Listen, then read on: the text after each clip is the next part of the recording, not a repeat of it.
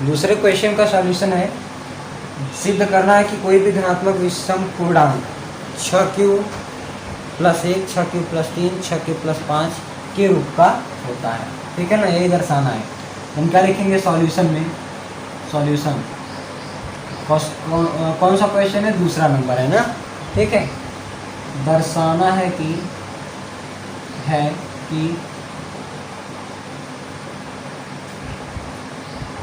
a बराबर 6q + 1, 6q + 3, 6q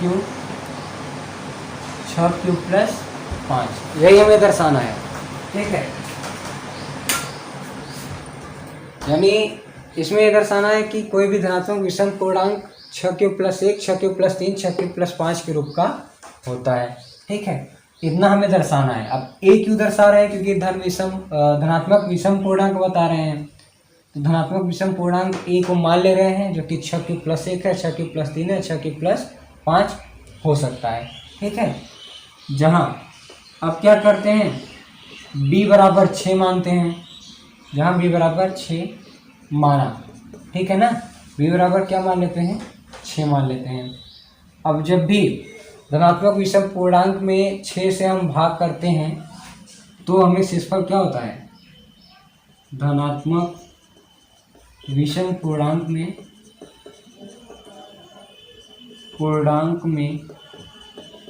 6 से भाग करने पर हमें कितना प्राप्त होता है? शेषफल 1, 2, 3, 4, 5। जब 6 से भाग किया जा रहा है तो अधिकतम 5 तक प्राप्त होगा ना, उससे ज़्यादा थोड़ी नहीं जाएगा। 5 प्राप्त होता है।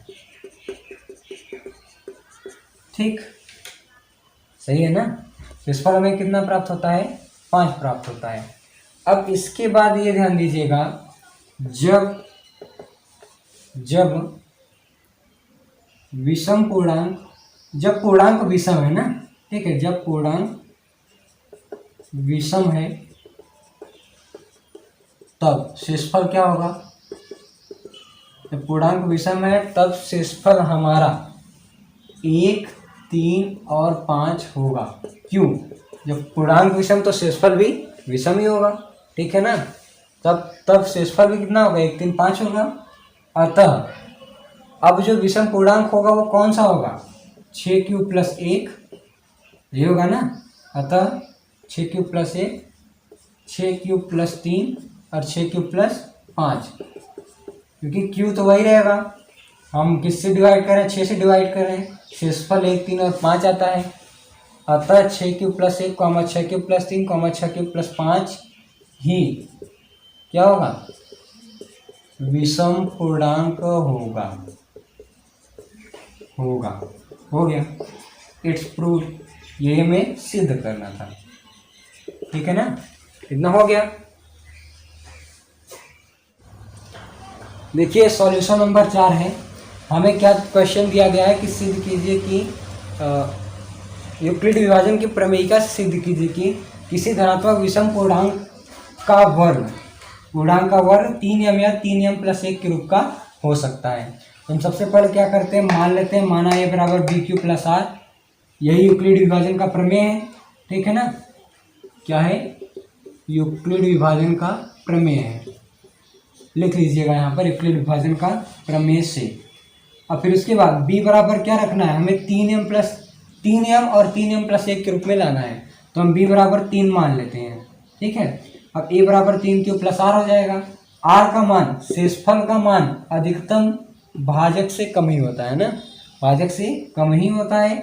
जब भाजक हमारा 3 है तो r का मान 0 हो सकता है या फिर 2 हो सकता है, 0 से 2 के बीच में हो सकता है, यानी 3 से कम ही रहेगा, 3 तक नहीं पहुंचेगा, यानी r का मान 0 से 2 तक हो सकता है।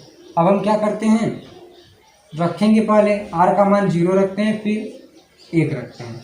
तो a बराबर 3q + r में जब r का मान 0 रखे तो 3q आया और 1 रखे तो 3q + 1 आ गया। अब दोनों का वर्ग कर लिए, 3 3 का 9q², इसका वर्ग किए 9q² + 6q + 1 आया। फिर उसके बाद यहाँ पर क्या हो जाए, 3 बाहर लेते हैं, 3q² अंदर रखते हैं और यहाँ पर 3 को कॉमन ले लेते हैं। इन दोनों में से 3 को कॉमन लेंगे तो 3q² यहाँ बचेगा, 2q यहाँ बचेगा और बाहर +1 रहेगा। अब क्या करेंगे, अब यदि हम इतने को m मान लें यानी 3q² को m मान लें तो ये 3m के रूप का हो गया, और यदि हम इतने को m मान लें तो ये भी 3m + 1 के रूप का हो गया। अतः सिद्ध हुआ कि किसी धनात्मक विषम पूर्णांक का वर्ग 3m अथवा 3m + 1 के रूप का होता है। सॉल्यूशन नंबर 4 नोट कर लीजिए। 5वां क्वेश्चन है हमारा, उसमें कहा गया है कि यूक्लिड विभाजन प्रमेयिका से सिद्ध कीजिए कि किसी धनात्मक विषम पूर्णांक का घन 9m 9m + 1 9m + 8 के रूप का होता है। 9m 9m + 1 या 9m + 8 के रूप का होता है, यही हमको सिद्ध करना है ना। ठीक है, सबसे पहले हम मान लेते हैं, माना यूक्लिड विभाजन के प्रमेय से ना a = bq + r। अब यहाँ पर 9 सब में है यानी ये हमारा क्या है, संख्या b है, तो हम क्या रखते हैं, जहाँ b = 9 तो हमारा क्या हो जाएगा, a = 9q + r हो जाएगा। अब फिर देखिए जब हम डिवाइड 9 से कर रहे हैं तो r का वैल्यू मैक्सिमम 8 तक हो सकता है, उससे ज़्यादा नहीं हो सकता है ना, यानी 9 से क्या रहेगा, कम रहेगा, 8 तक हो सकता है, 9 से कम रहेगा, और 0 भी हो सकता है और 0 से बड़ा भी हो सकता है। ठीक है ना, 0 भी हो सकता है और 0 से बड़ा भी हो सकता है। अब हम इसको कंटिन्यू ऐसे रखेंगे तो कितना हो जाएगा, जब रखते हैं ऐसे लगातार तो कितना होता है, a = 9q हो जाएगा जब r का मान 0 रखेंगे, और फिर उसके बाद 9q + 1 हो जाएगा जब r का मान 1 रखेंगे, और फिर उसके बाद या 9q + 8 हो जाएगा जब r का मान हम 8 लेते हैं। हम बीच का 2 3 4 5 6 7 नहीं ले रहे हैं क्योंकि हमें 8 वाला सिद्ध करना है। ठीक है ना, अब अगर हम 2 भी लेंगे तो भी 8 आ जाएगा, तो चलो हम 2 ही ले लेते हैं। ठीक है, ज़्यादा घुमा फिरा के नहीं, डायरेक्टली सॉल्व करते हैं, 2 ले लेते हैं। अब इसके बाद देखिए हमें क्या करना है, प्रश्नानुसार घन कर देना है। 9 9 81, 9 कॉमन ले लेते हैं, 9 बाहर ले लेते हैं, 1 9 यहाँ हो गया, क्यूब का मतलब 3 बार, और 2 9 अंदर गुना हो जाएगा, 9 9 81 क्यूब। ठीक है ना, ये हो गया कॉमन, इसका क्यूब करेंगे 9 को बाहर। ठीक है, और फिर उसके बाद 9 9 81 क्यूब, ये इतना हो जाएगा।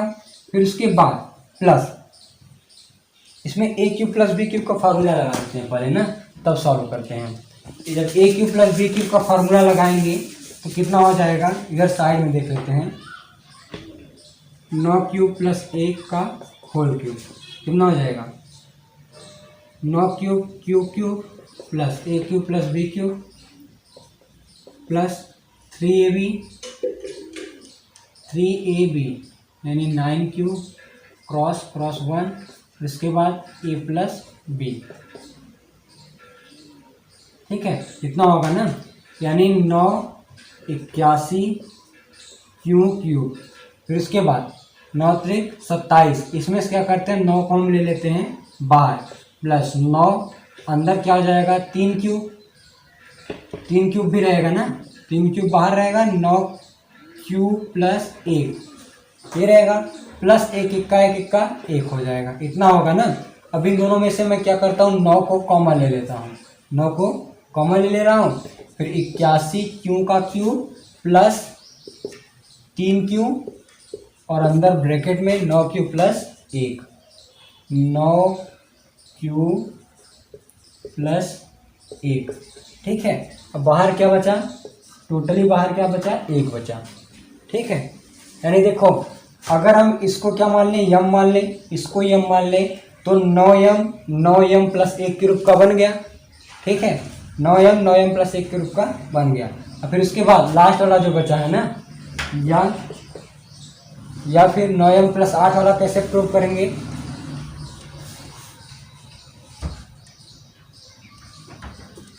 इसके बाद क्या करते हैं, इसको भी हम क्यूब करते हैं, 9q + 2 का क्यूब क्या हो जाएगा, 9q का क्यूब तो a³, ठीक है, plus b³ plus 3ab 3 A B यानी 9q क्रॉस 2, फिर ब्रैकेट में a प्लस बी होता है 9q प्लस 2, इतना हो जाएगा ना। अब क्या करते हैं, इसमें से 9 को और इसमें से, इन दोनों में से 9 को हम कॉमन ले लेते हैं। तो कॉमन ले लेंगे, कितना हो जाएगा, 9 कॉमन लिए, यहाँ पर 9 का स्क्वायर रहेगा, 9 9 81, क्यू का क्यूब, फिर उसके बाद इसमें से भी 9 कॉमन लिए हैं, तो यहाँ पर क्या हो जाएगा, प्लस 3 दूनी 6 हो जाएगा। इसको मैं बड़े ब्रैकेट में ले रहा हूँ, 3 दूनी 6 क्यूब और ब्रैकेट में 9 क्यूब प्लस 2, ठीक है। और बाहर क्या बचा, 2 दूनी 4 दूनी 8, ठीक, इतना हो जाएगा ना। यानी इसका जब हम क्यूब कर रहे हैं तो कितना आ रहा है, या 9 ब्रैकेट में 81 क्यू का क्यूब प्लस 6 क्यूब ब्रैकेट में 9 क्यूब प्लस 2 और सबसे बाहर कितना रहेगा, प्लस 2, ठीक है ना। अब यदि यम बराबर 81 क्यू का क्यूब, तो ए क्यूब बराबर 9m आ गया, ठीक है। इसी प्रकार से m बराबर इतना मान लेंगे तो 9m प्लस 1 आ जाएगा, और ये वाला इतना पूरा m मान लेंगे तो 9m प्लस 8, 2 दूनी 4 दूनी 8, ठीक है ना, 9m प्लस 8 हो जाएगा, ठीक है ना। अतः सिद्ध हुआ कि किसी भी धनात्मक विषम पूर्णांक का घन 9m प्लस 1 9m प्लस 8 के रूप का होता है, सिद्ध हो गया। नोट कर लीजिए इसको।